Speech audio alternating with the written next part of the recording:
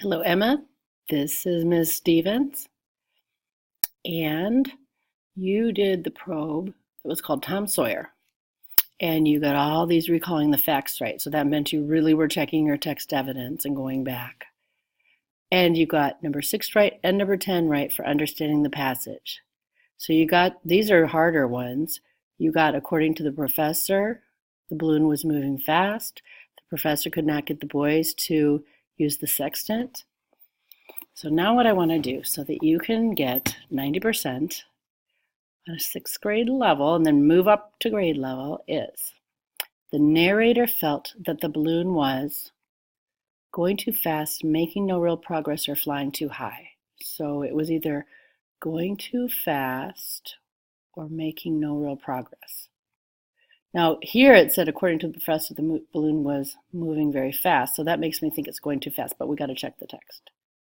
Then we have Tom and the narrator were confident, nervous, or fearful. Finally, we have the professor seemed to be angry with the boys, totally lost, or both A and B. So let's read it. It's Tom Sawyer.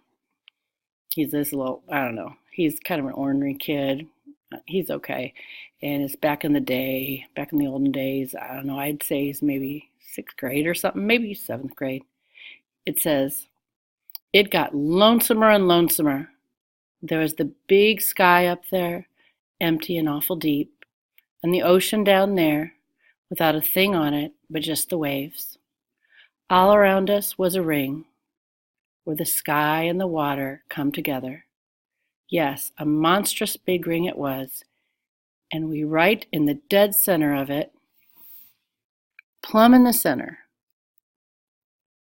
Sorry, I noticed a typo in the text. It should have been, and we were right in the dead center. We was racing, and he uses bad grammar. We was racing along like a prairie fire, but it never made any difference. We couldn't seem to get past the center, no way. I couldn't see that we ever gained an inch on that ring. It made a body feel creepy. It was so curious and unaccountable. And see right here, I have no idea what he's talking about.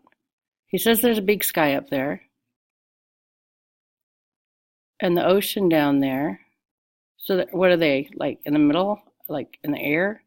All around us was a ring where the sky and the water come together. I don't know what that is, so, oh well, keep reading.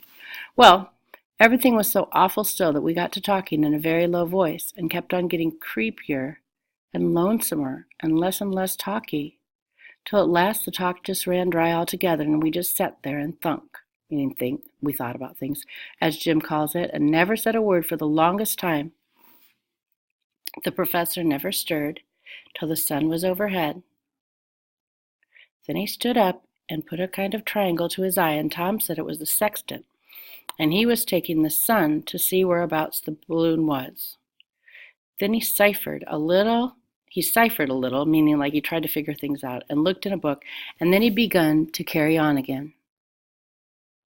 He said lots of wild things, and among others, he said he would keep up this 100-mile gait till the middle of tomorrow afternoon, and then he'd land in London. He said we would be humbly thankful.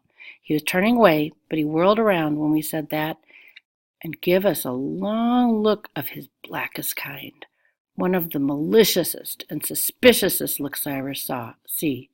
Then he says, so he looks at him with a real ugly, evil look, like menacing, like mean. You want to leave me, don't try to deny it. We didn't know what to say, so we held in and didn't say nothing at all.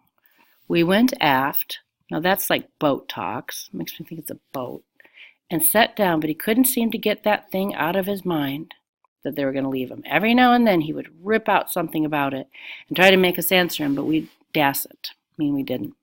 I got lonelier and lonelier right along, and it didn't seem to me I couldn't stand it. And it did seem to me I couldn't stand it. It was still worse when the night begun to come on. By and by, Tom pinches me and whispers, look. So this was a tough one. I had trouble with this one. I went ahead and looked over number 7. Now,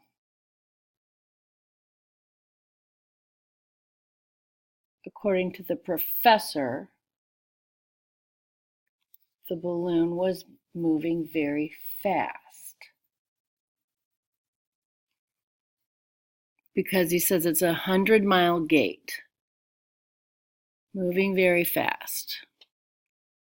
Right there he says in the third paragraph,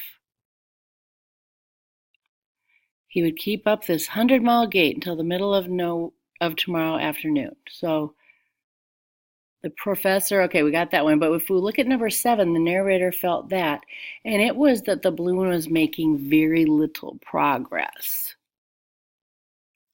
Because in this first paragraph, it says, we were racing along like prairie fire, but it never made any difference. We couldn't seem to get past the center. No way. I couldn't see that we ever gained an inch on that ring. It made a body feel creepy. It was so curious and unaccountable. So that's why number 7 is making no real progress. Number 10 you got right. I accidentally marked it wrong. Tom and the narrator were nervous. Now this one, the professor seemed to be blank. He never really indicates that he's lost. He never seems confused or anything. But he is angry with the boys because he gives them that nasty look. Says, you don't want to leave me. Don't try and deny it. A blackest kind of look. And then every once in a while, he would, every now and then he would rip out something about it and try and make us answer him, but we didn't. So that one is the professor was angry. And finally, number 10, that one was wrong. I marked the wrong one.